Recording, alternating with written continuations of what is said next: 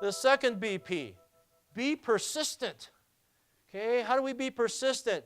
You got to believe in yourself and have faith. Okay, when someone comes to me and says, Pete, I want to train for my very first marathon, or they're asking for my coaching and training help in some other area of their life, one of the things I like to do as I get to know the individual and I want to connect with them, is I ask them, what is it that you believe about you? What is it you believe about your ability to get there? That will help give me an indication of their readiness to take on a journey, because things will happen. You're going to have setbacks. You're going to have challenges. And when they happen, you've got to have that firm faith that you can get there. I also use something called compartmentalization. What do we mean by compartmentalization?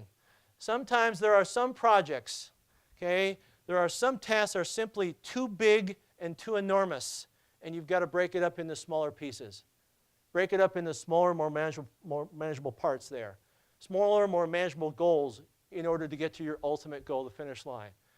When I was with Olive Garden, the largest project I ever led for Olive Garden was a 4-year project that involved revitalizing the culture and spirit for some 55,000 employees across 400 restaurants throughout the U.S. and Canada.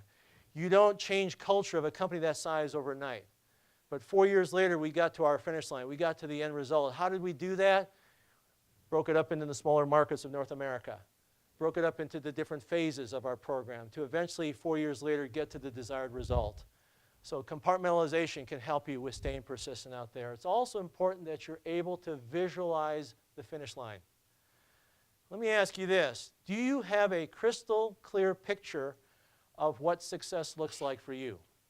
What success looks like in your journey?